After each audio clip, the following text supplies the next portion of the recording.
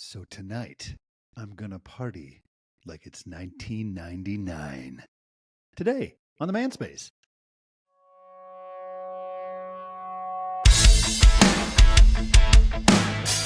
Welcome to the Manspace podcast. We're your hosts, Doctors Matt Brown and Rob Porter, and clinical therapist Mike Porter.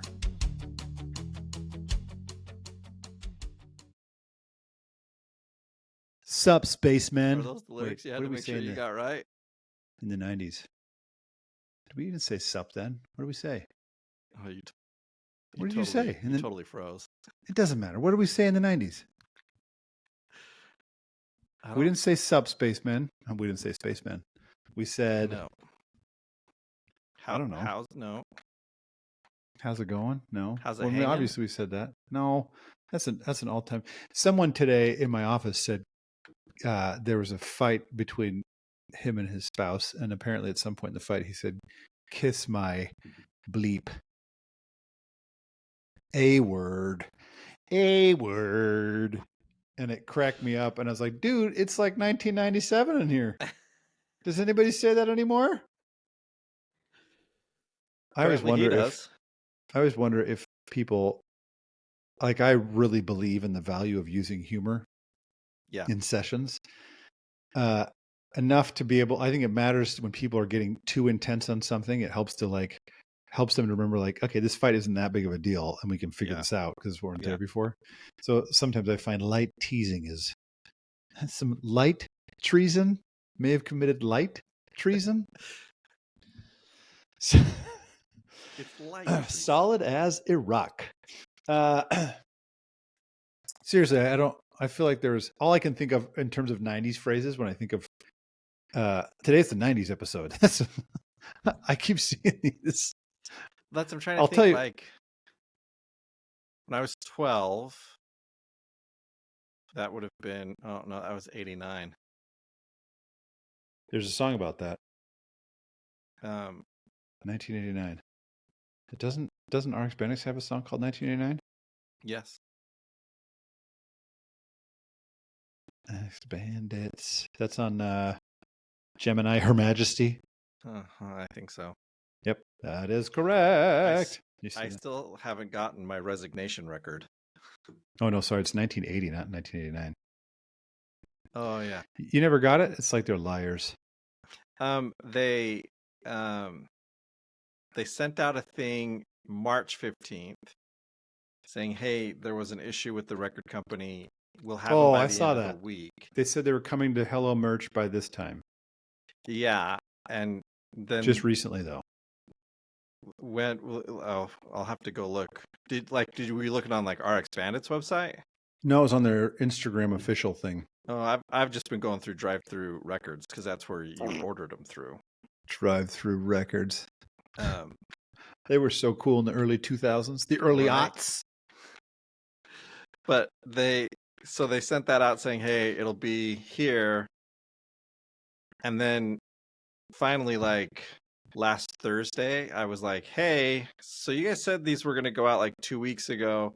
Because they do it through this website called Shop. That's who handles it. Yeah. And my address was wrong in there. And so originally it was set to ship to Pflugerville. And so I reached out and I was like, hey, can you guys fix this? And they're like, yeah, it's fine. But so then I've been worried, like, well, maybe they accidentally sent it to Pflugerville and whatever. Maybe they overfixed it. Right. So I just said, I was like, hey, like, is there something I like missed or messed up? Like, what's going on? They're like, no, we'll get them in like either this weekend or like early next week. No. Website still says no. Well, this is pre-order. It'll be out. I could look it up on their Instagram, but my phone is recording me currently. But it did say something about this was, I want to say, last week, and they said you should go to Hello Merch and see if there's stuff up on Hello Merch. Although it could be that they went up and sold out really fast.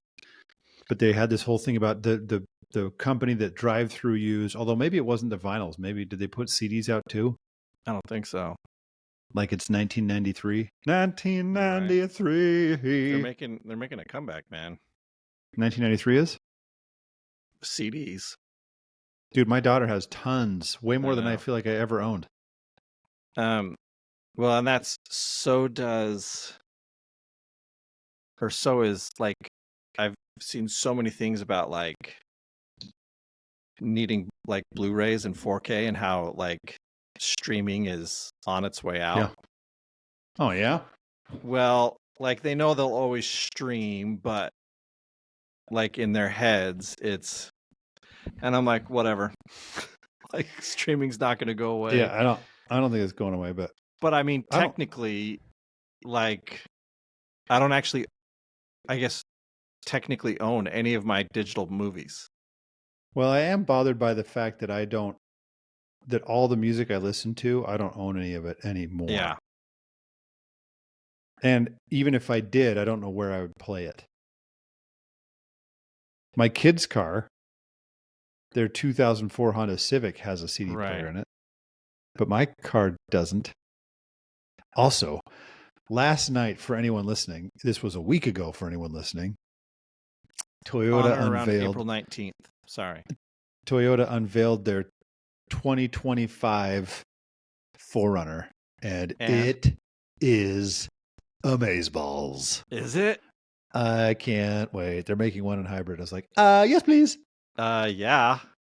That's because I have to buy a new car in like a year and a half. Because that's when Witz is going to. Yeah.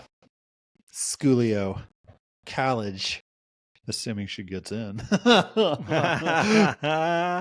Where?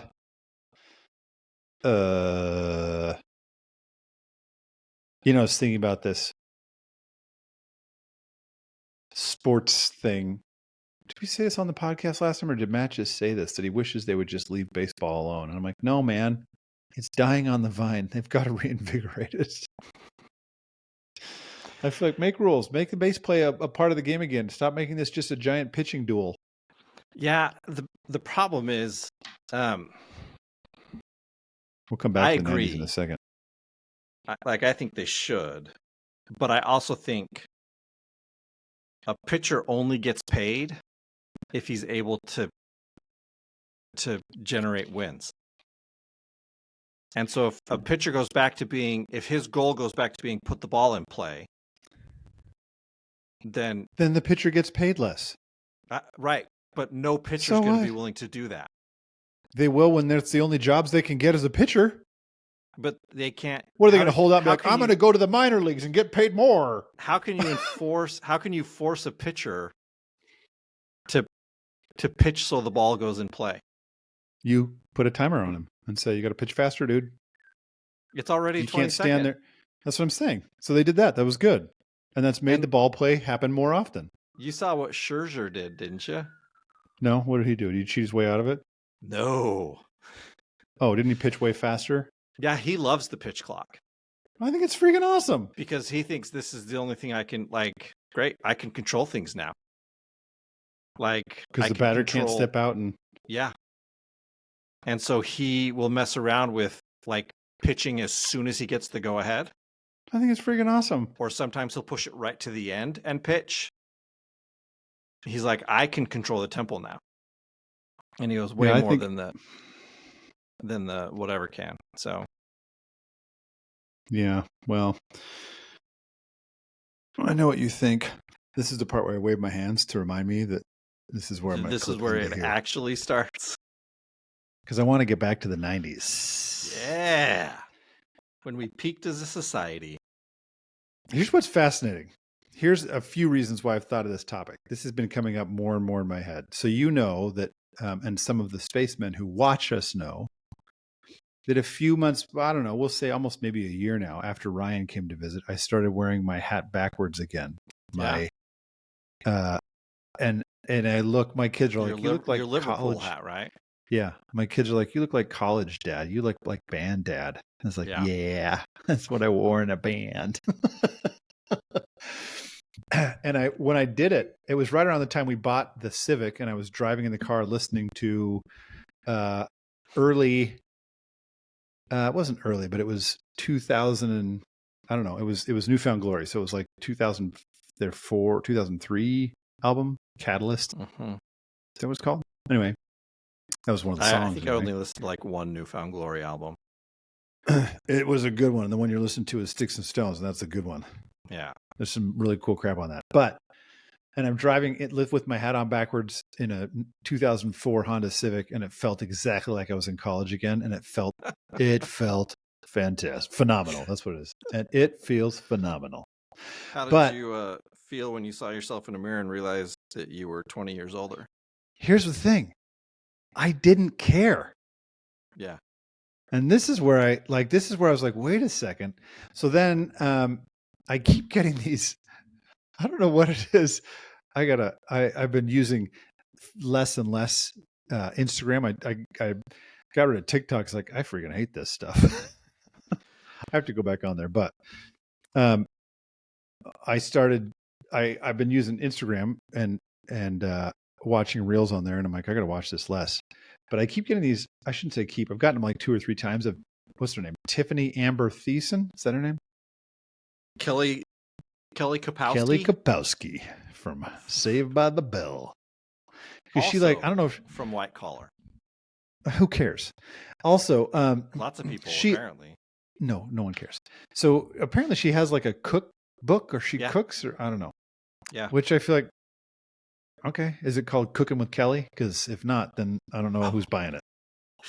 Dude, she totally would have missed out on that chance. Did I tell you about? I don't think it is called that. Did I tell you about Ryan's idea for Chip and JoJo Gaines? Yeah. That I can't remember. Ryan came up with this idea because she put out a cookbook. Because he put out a book called Capital Gains. So Ryan's like, see, this is play on their name. He's like, she should have put out, what was it?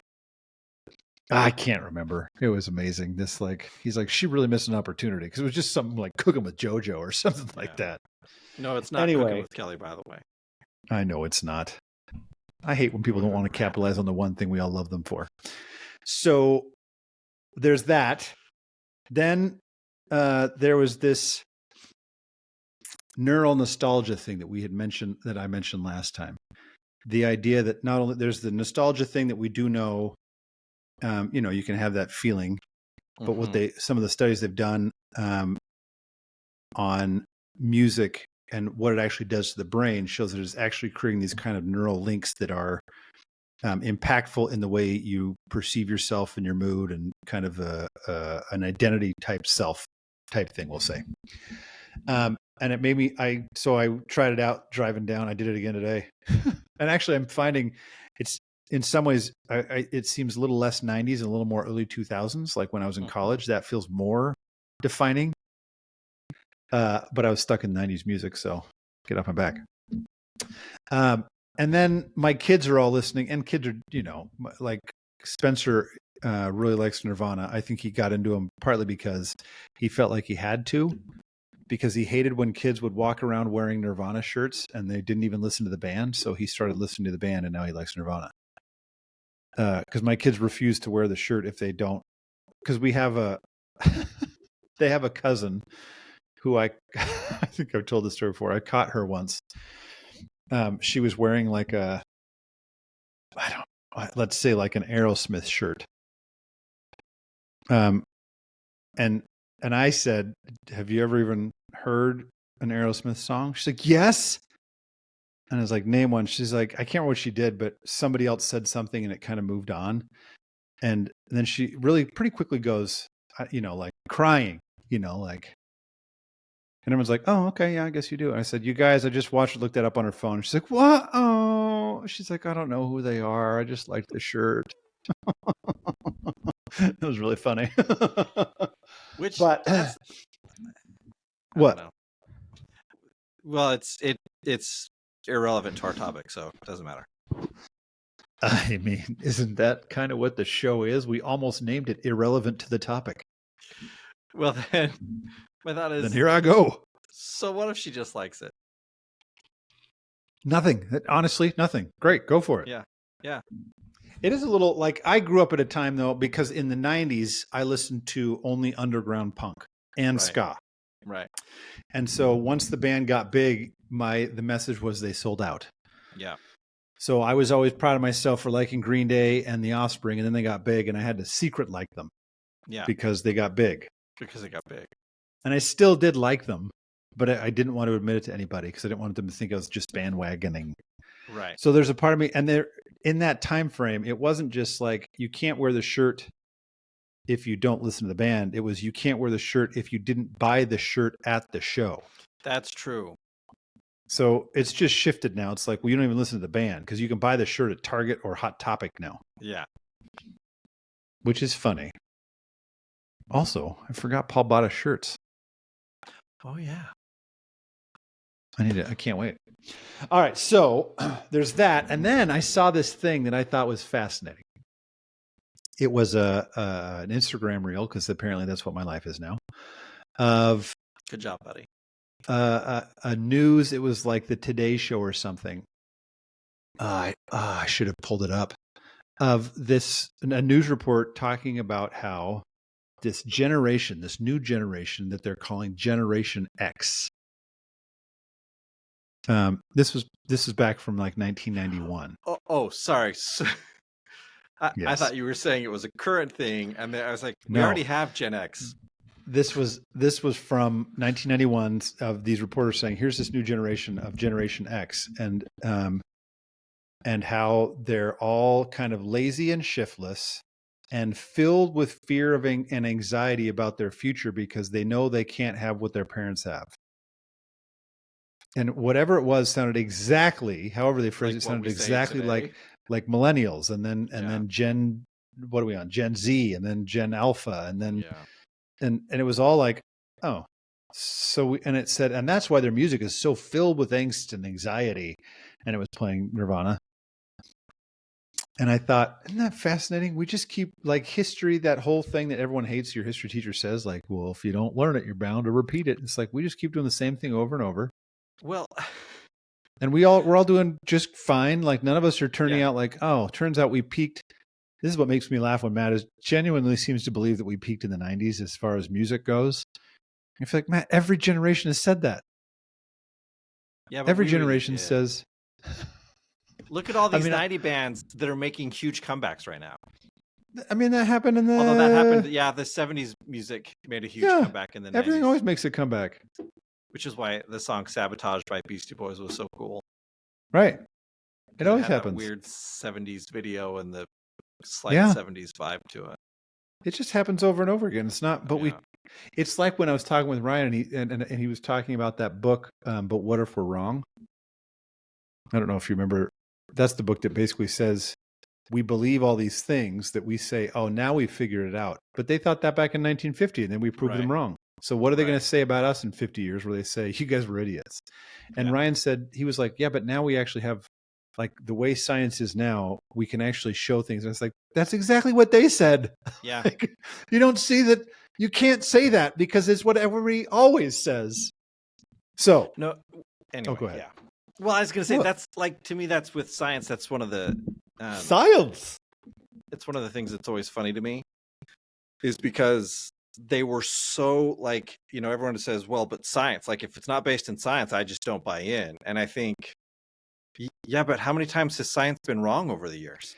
That's wrong, just limited in its understanding because that's the correct way to put it. Right. That's why I can never remember his name. He's a British scientist. Oh, Brian Cox. And he also an actor, but not the same person. Not the same guy.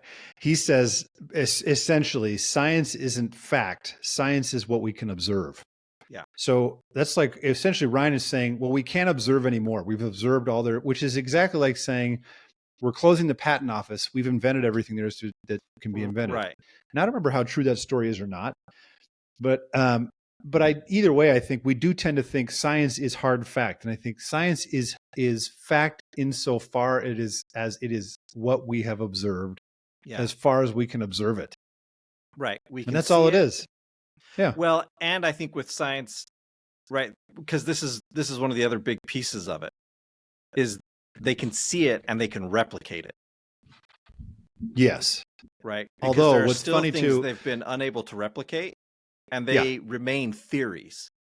But what's funny about theories is we don't treat them as theory. We treat them as fact when they're It's like, because even it's science. well, for example, the Big Bang Theory. It Right. is just They've that. never It's been just able to someone said this is replicate it. theory, but basically everyone says it's basically fact. Right.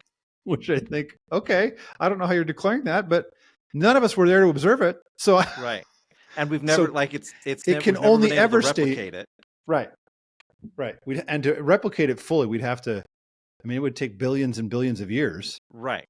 To be able to say, now let this all play out to see, could this be to replicated see if it enough? results in what this results. But so none of this was designed to get on the topic of science, because as we both know, and hopefully we all know, the human sciences, which we're involved in, are what are called soft sciences, so named by the hard scientists. Right.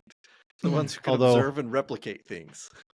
It is funny because I feel like I can, this today in my office. Weird, Rob. Today, are you serious? Today in my office, I'm working with somebody, and I started asking.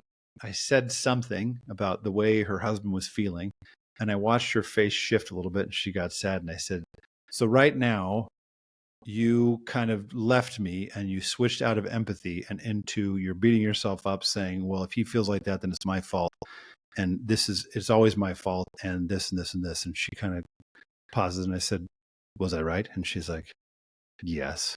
And I said, "And I'm amazing." And she actually, I said it very quietly. I said, "I'm amazing." And I said, "I'm amazing." So you could hear that because she's a little hard of hearing. So it's like, I needed you to hear that part so that both you knew fact and you heard my joke. But so here's where I'm going with this today, with this 90s thing. When I say I'm going to party like it's 1999. Which I do want to remind everyone who's alive for the transition from 1999 to 2000, just how disappointing that was. I was standing on a tin roof in the Philippines, waiting for absolute chaos and total shutdown, which is funny. I was in like the most backwoods part of the Philippines where barely electricity exists anyway. And nothing happened. I was like, this is it? This was the whole Y2K thing? We were all panicked about nothing? But yeah, I had to explain that to a client. The Y2K thing? Yeah, that we were worried because like the dates weren't 4-digit dates, they were 2-digit dates. And so I know. And if it goes back to zero, they're going to think it's back to zero. Yeah, 1900. Yeah, it was funny. I was trying to explain that to my kids too. I was like, although I did read something that basically said, and I'm sure some of my friends and listeners who are more computer savvy could say, actually, there was some things they did have to do that they did do. Right. That we just didn't know it because none of us were all just like, la, la, la. Anyway. But so I got thinking about all this. And in the midst of my neural nostalgia of boosting my mood, I have started, my kids were doing like a band at, they're in a rock band, like these music schools will offer band classes now. Like, so Stuart and Whitney Stuart playing drums and Whitney doing guitar. And then Spencer wanted to do guitar. And I was like, why am I paying for you guys to go to this school and practice with each other when you can just practice for free at my house? And I'll get a bass and I will be your bass player. And I think I've mentioned this before. So I got a bass and we have had 2 band practices. I think I've mentioned that we call ourselves Driving in Suits. Yes. And so far, we have, in our 2 band practices, we have nailed, this is not hard at all to do, but we have nailed, I shouldn't say that. My kids are doing a good job singing at the same time, which is hard for some people.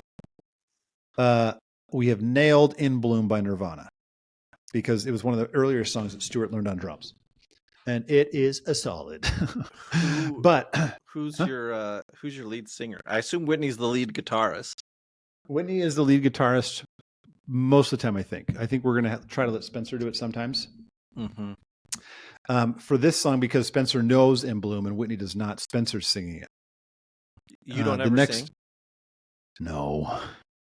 I mean, initially, because to keep them in time and to know which part, I was singing as loud. We didn't have mics yet, so I was screaming as loud as I could. You have mics now? No, I'm going to get some. Oh. But I don't remember. Oh, just that as we're also going to learn, the next 2 songs is Dead by My Chemical Romance, and then Bang the Doldrums by Fall Out Boy. And dude, even because I think I told you, and for our listeners who are like, Rob, tell me more about your really cool time as a guy in a band. Ryan, my bass player, who was really the driving force of our band in college, he and I started a side punk band. I don't remember what we were called, with a dude and his brother. We only played one.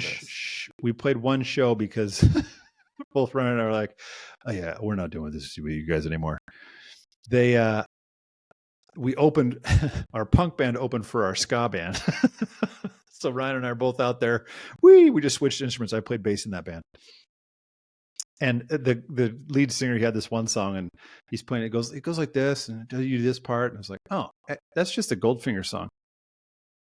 And Ryan goes, no, that's cool. Let's do it, because we were getting too close to the show. So I was like, okay, but we stopped playing with it because the first show, the drummer got so nervous he almost knocked his drum set over, like in That Thing You Do.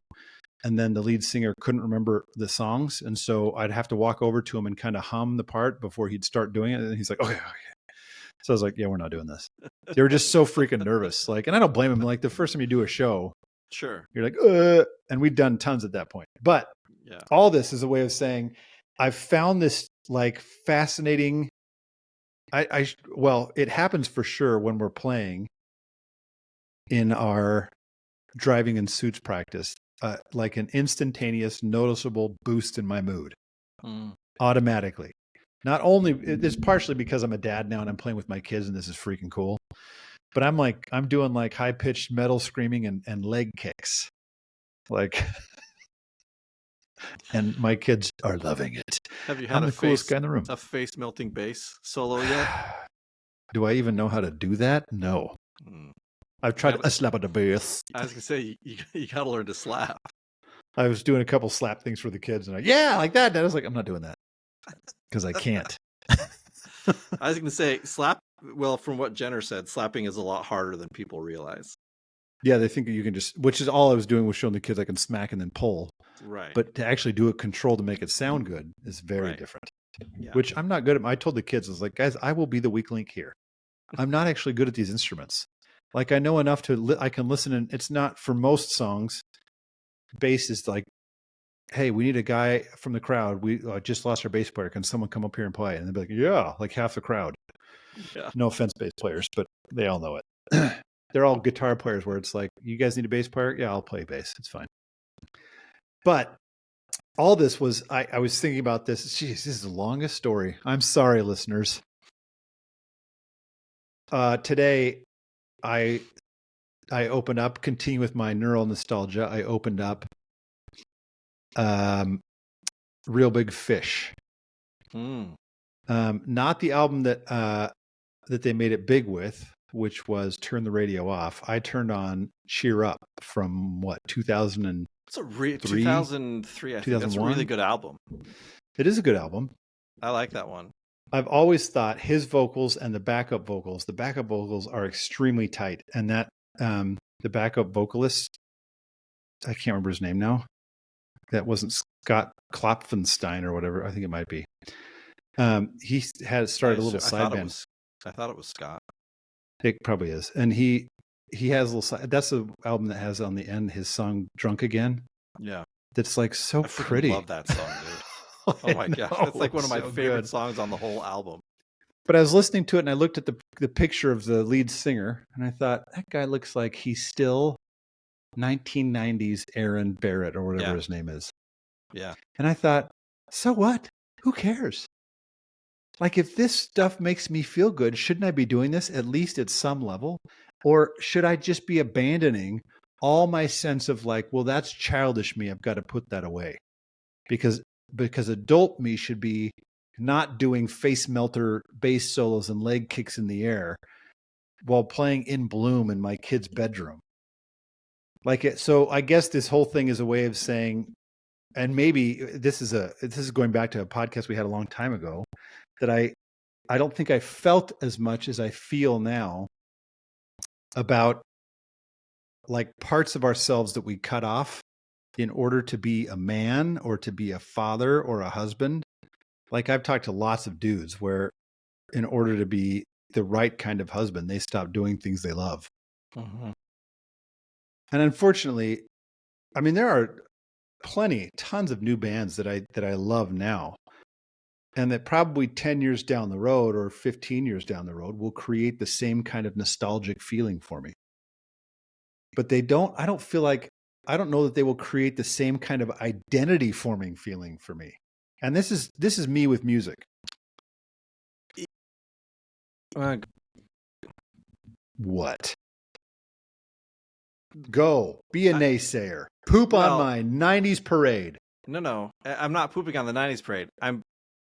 I'm confirming that, yeah, it won't be the same identity building thing. Because largely, you've established your identity. You did it in your late teens, early 20s, when that's kind of when you solidified, no, this is right now. We'll still have things that shape it, but that's when those are those years where you're so craving this. I need my identity, and like honestly, I don't think we stray very much from that. Well, generally, I don't think we do. I still wear bootcut jeans. I'll never give them up. I mean, I will say there are certain style things where that's not a thing that pulls me. I do still wear pretty much the exact same things I wore in high school, although I think I told you one day I put on cargo shorts again. I was like, why did we wear these? Yeah. I put some They were like heavy. It's like extra fabric. Yeah. It's like a friggin' skirt. But I still wear shorts and a t-shirt all the time. Yeah. Like there are elements of that I think have not changed, but it is fascinating to me to think, why did I give up? I don't listen to near as much music because I listen to books now, not usually just books on tape. I still can't call them audiobooks. Yeah. And sometimes just turning on music, Marianne talks about this, about turning on, she likes to turn on the outfield and play that one album. That's a good Cover album. Left. What is it called? Yeah. Cover Deep? No. Play Deep, I think. Play Deep. Cover Deep. Cover Left. I'm mixing it with the football, the defensive playing football, right. Cover 3, or there's a restaurant here, Cover 3, and a bar. But anyway, like I guess the thing that I'm wondering about, and the thing that makes me sad, is how often I think I'm reaching a point now, especially at 45, where people are like, yeah, dude, you're just a dad. Like when I walk into Home Depot and I'm like, oh, my people. Mm-hmm. You see the dudes walking around with their New Balance shoes, and I'm like, yeah, you get it. Or I saw one of those like a reel that was like, yeah, I'm 40. We shouldn't have come here on a Saturday. It's too busy, or like, mm-hmm. I'm 40. I need to sit down. Like there's whatever it was. I was like, I have said 75% of those things. Yeah.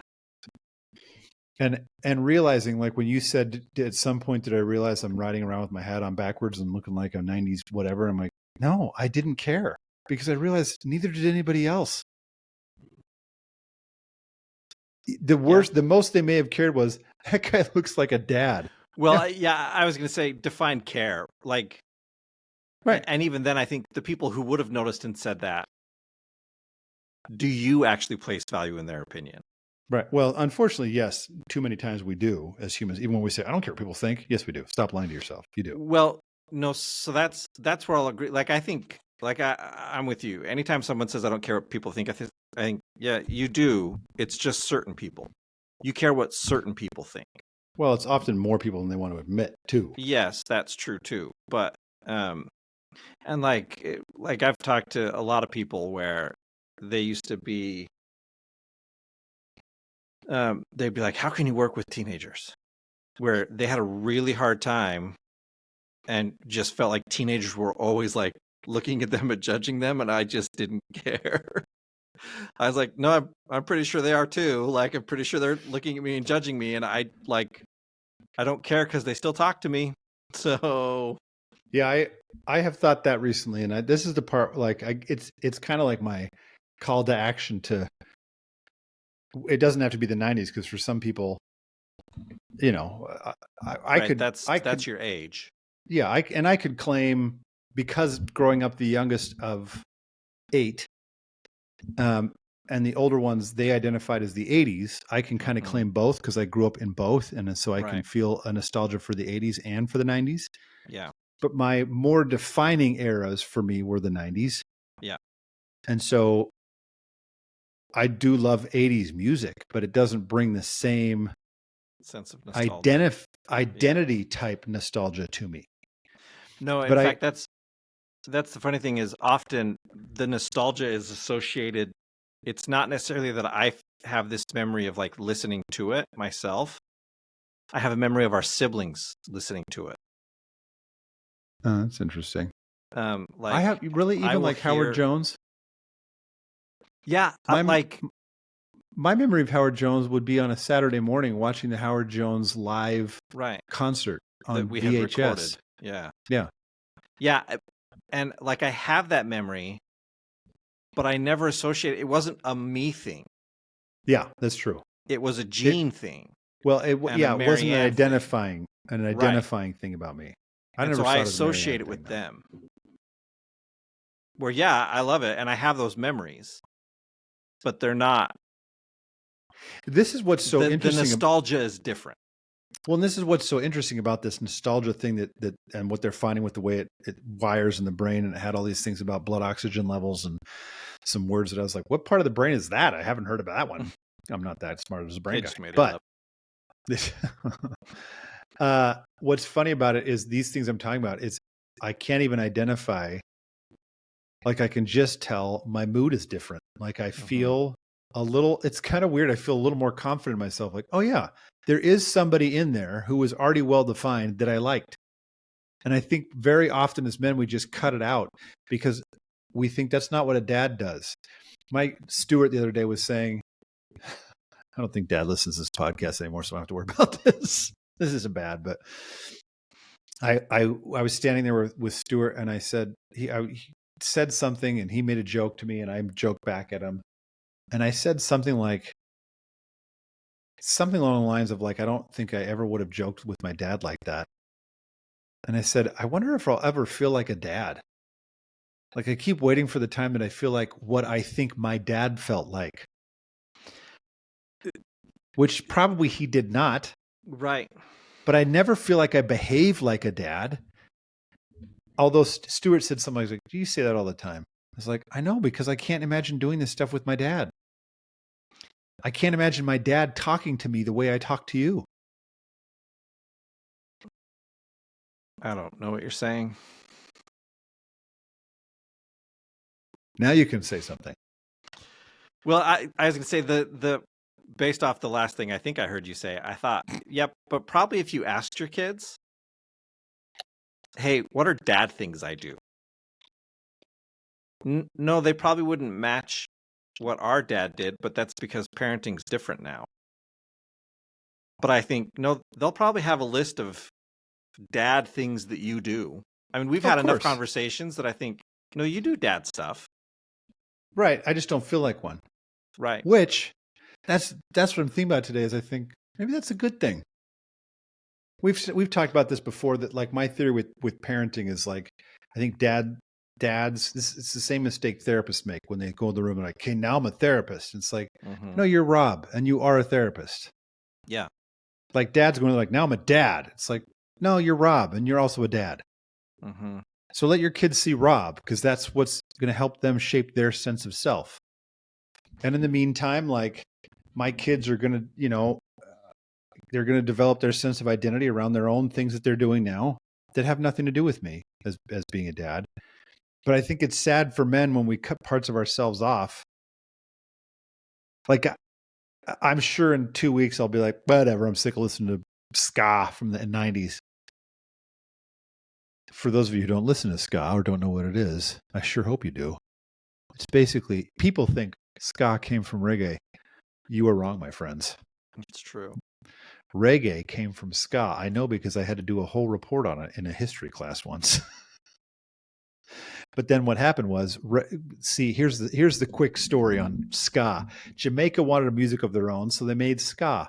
which sounds a lot like reggae, but a little bit faster, a little bit slightly different stroke on the guitar, and it often involved horns, which reggae can too. But then what happened was those pesky white people from England, they came over like, what's this? We're taking this. See ya. And we took it, or they took it, and they became you could say one of the waves of ska. Multiple waves, I guess, technically 3, and now we're on probably our 4th, but it doesn't matter. They took it, and then Jamaica was like, well, great, now what? So then they made reggae, and luckily Bob Marley grabbed a hold of that thing and said, well, it's ours now. So there's your little history lesson. And what my band did in high school, which was like many bands, and college, I should say, was that we mixed punk and ska together in a happy union. Okay. But I guess this is like saying, I don't know if there are things, Mike, that you feel like, here's something I've learned. I don't think I intentionally cut some of these things off. Maybe, I don't know. I don't think I intentionally cut them off. Like wearing my hat backwards. I don't think I intentionally did that. I just wanted to wear it forwards for a while. Well, and it went out of style. Probably. Nothing I do is in style. No, but even the way I wear my hat backwards now does not look in style in the slightest. Right. But my preference is affected by that, no question. Sure. Like we can't this is why when people I have a hard time. If you're exposed to an idea for long enough, it will shift your thinking. Yeah. Which is where the danger comes in exposing someone to an idea before they're developmentally ready for it. Right. Right? Because you're going to shift things before they're ready to have them shift. And so I think, you can't see everyone wearing hats forward and really low down and a super curved brim and not have that start to affect the way you wear your hat. Which, by the way, was also a very 90s thing. I did wear my hat. I didn't wear it ever that low, but I did wear it heavy curved brim. I still do. Yeah. Yeah. But I remember in high school, I didn't, because I was like, you can't see out of it. Some of my friends wore it just above their eyebrow, and it was so curved. It was like, you can't see anything. You have to you lose your peripheral. And I've seen this, the hats, the early 2000s hats that I wear backwards, the fitted hat that I wear backwards, like my Blink 182 in 2001. Mm-hmm. I've seen some video or some meme of these 3 dudes at a baseball game. One has his hat forward and he's just watching the baseball game, and the other 2 have their hats backwards and they're doing this to block the sun. The guy's like, Anyway, it's kind of funny because I think this is me kind of, this is interesting. It says there's one in the audience. Apparently I'm in the audience watching myself. This is meta. But this today was kind of me saying, I just kind of want to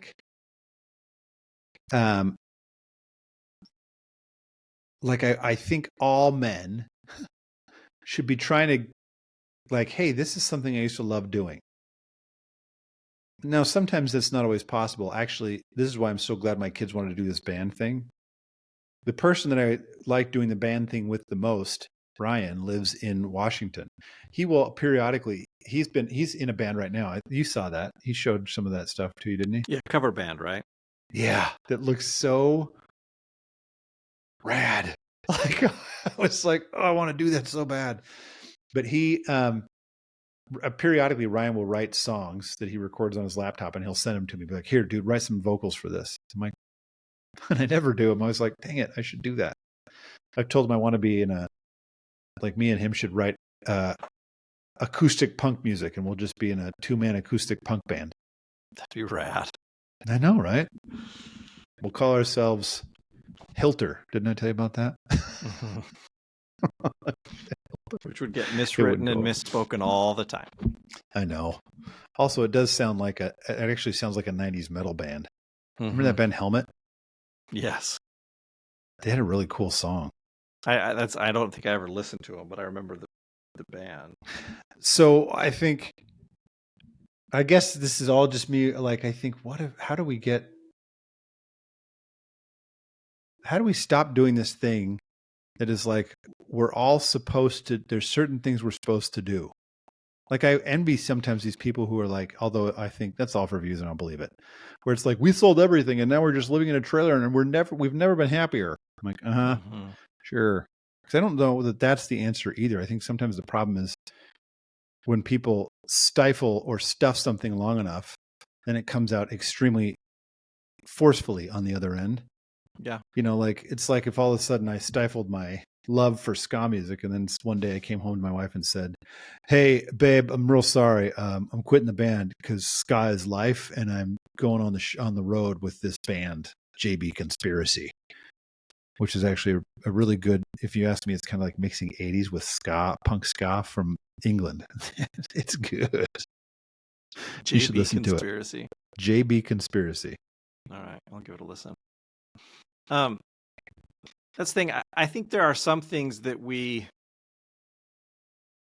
do cut out because we feel like this is not age appropriate or Yeah. I period feel of life dumb doing appropriate. this. This is for kids to do. Yeah. I also think there's things that we cut out simply because priorities, and we have a 24-hour day. Yeah. And so there's things I used to do that brought me a lot of joy that out of necessity would get cut out because I only have so many hours in a day. And I mean, yeah, like particularly. But do they have to get cut out? When I was working on my master's degree, they sure did. Sure.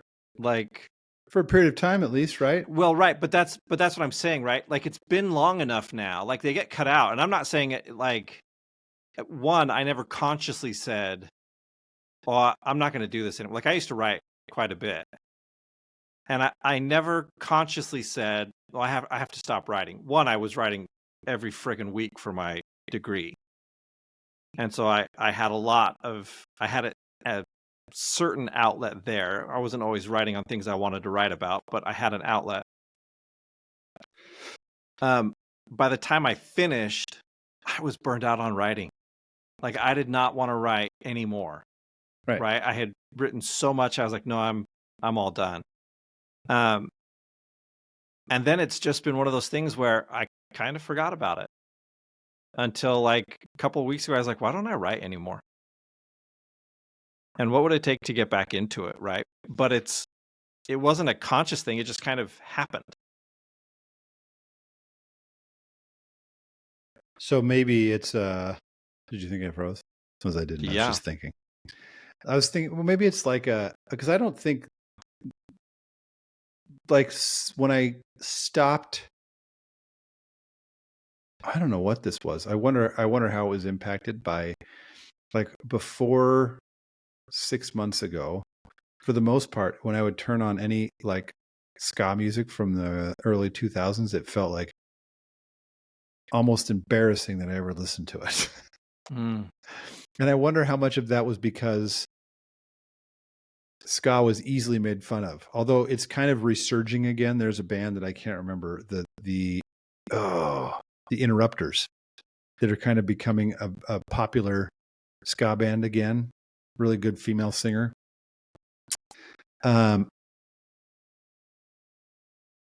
I don't, like, maybe it was, I don't know if it was conscious or unconscious. And I don't mean to say that men are like deliberately cutting these things out. I think you're right. There's a necessity thing. But I do think there's got to be some balance. Like, this thing I'm doing with my kids, we'll only do it. We'll only practice once a week for maybe an hour at a time. But in the meantime, like, I have to go learn these 2 bass lines for these 2 songs that I don't know yet. I mean, In Bloom takes, to learn the bass line for In Bloom, I think took me 5 minutes tops. It's extremely simple. Yeah. And actually, the two bass lines I'm learning for these other ones, they're not that complicated. They do some of them do some different things. I'm going to have to kind of figure out what, but it doesn't matter. The point is, like, I think maybe there's got to be some stuff like this that we do in moderation that maybe we'd be made fun of for. And I guess there's a part of it's like, so what? Do it anyway. Like, people could easily make fun of me for being 45 years old, wearing my hat backwards, playing bass in a band. This is serious. I'll get to this in a second. This playing bass in a band thing, but and singing loudly to 2001 punk ska in my car, which I feel like that's cool, man. It just makes me feel good. The thing I was thinking when I was in college, there was these Bowflex commercials about this guy's like, I'm 60 years old. I'm in the best shape of my life, and I'm living the life I've always wanted. I'm in a band, and I'm always living the life I was always wanted. Me and Ryan were always like, oh my gosh, it's just this. He's in shape, but he's this dude wearing jeans and no shirt for the Bowflex commercial, playing bass in a band. And I was like, oh. And when we got a Bowflex, it's like, oh, Becky, I'm going to become that guy. And little did I know that like a year and a half later, I'll be playing bass in a band. And I actually last time threatened the kids, is like, I'm taking my shirt off next time. It's getting hot in here. And what's funny about it is, because I'm older and I guess I care about posture now when I'm standing, I'm getting the posture where your spine it like curves inwards. And so your belly's always poking out. Like, so when I'm playing the bass, it seriously looks like it's resting on my gut. Because before, Becky's like, when you used to play guitar, you wore it all low, like you were cool. It's like, I know, I was trying to be cool. Get off the back. Lots of girls liked it. You didn't. Fine. She didn't even she was never impressed. She's like, I mean, it was cool, but it wasn't my thing. I was like, Becky, some women tried to just like make out with me right there because I was in a band. Wasn't that enough for you? Whatever. This has been a rambly episode. I don't know if there's a take-home message other than let your 90s flag fly. Well, it's like I was talking to a guy this morning, and a lot of the things that you're talking about, I think, this is just good self-care, right? I spend so long and so often talking with clients and friends and like, what do you do for yourself? And they're like, well, I mean, I do this. I'm like, no, that's not for you. That's like, you have, like, your kid has to be at the game. You have to go be there as a dad. Like, that's just being a dad. Like, are you telling me if your kid wasn't playing, you'd be at that game? And he's like, well, no. And I'm like, then it's not for you, dude. Like, don't get me wrong. You can enjoy it, but it's not for you. And so, like I had one guy, I'm like, you need to find, a hobby, something that you can do that's for you. And it's my friend Joe that actually made me my wallet. Oh yeah. He got into this. Like he's like, all right, I'm going to start working with leather. And so he did. And often when I work with clients, I'll tell them, look, go back to the things you did for fun when you were late teens, early 20s. Like, what kind of stuff did you enjoy doing? Well, that's simply because for a lot of them, it's the last time that they felt like they had the freedom to do whatever. Well, and that's why I think the music part matters, to say, well, go pick your songs that you wouldn't listen to now, or that you're embarrassed that you listened to, but back then made you feel like $1 million. Yeah. And go play it and sing along to it. You'll feel like $1 million. And not just for, like, it kind of is a boost, like, oh, that does some wiring in your brain that is helpful to feel like, oh, okay, this is me and this is who I am. And, or not even me, but this is a big part of me. Yeah, it's a piece. I just think it matters to connect into who we remember ourselves to be. Well, I kind of hope I'm the guy that everyone's like, stop wearing those clothes, old man. I'd be like, no, as I skank my way off the stage. And then your hip gives out. Oh, yeah. No, and that's like, I'm thinking back on my own things. Like, yeah, there's probably some things I gave up because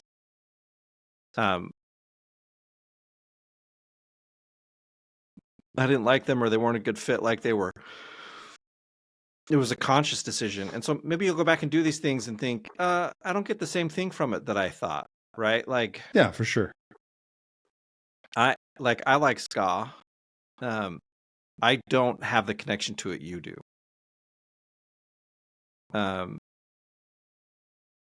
For me, mine is probably much more like big band and jazz. That's the thing where for me, I'm just like, oh, yep, Or acapella. Stupid 90s. It was so funny when you liked that stuff in the 90s. I seriously was always like, whatever, man. This is for show. Nobody likes this. Oh, I did like some acapella stuff. I loved Yeah. Boys to Men. Come on, who didn't? Oh yeah. No, and that's the thing, like still, right? Like I still hear it and I still like it. But again, I think a lot of it's that nostalgia piece. Yeah. Where it's simply putting me back in a different time and tapping into something that I've put away. Like I love singing. I don't do it very much anymore. That's what I noticed when I was singing along to playing this bass. Is like, oh, I need to do this more. It feels good. Yeah. Well, Anyway. like I'm not usually alone in my car, and often when I am, I'm listening to a podcast or you know something like a book on tape or something like that. And so again, it's not like I'm singing along. Well, you should be. Oh, lately I've created my own Billy Joel playlist. That's all just like it's all the random songs, not his like greatest hits songs that I just freaking love. And like especially when he's younger, I don't have that like I'm not a tenor by any stretch.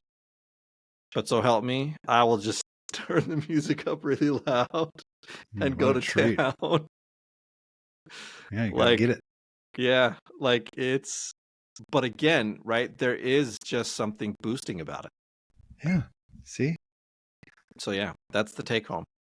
So spacemen, go get into your peaked in the 90s self or early 2000s if that's where you're at. Or 80s, depending on your age. And be the man you always knew you were. And then come back and catch us next time on the Manspace. It's all right, 'cause I'm Saved by the Bell.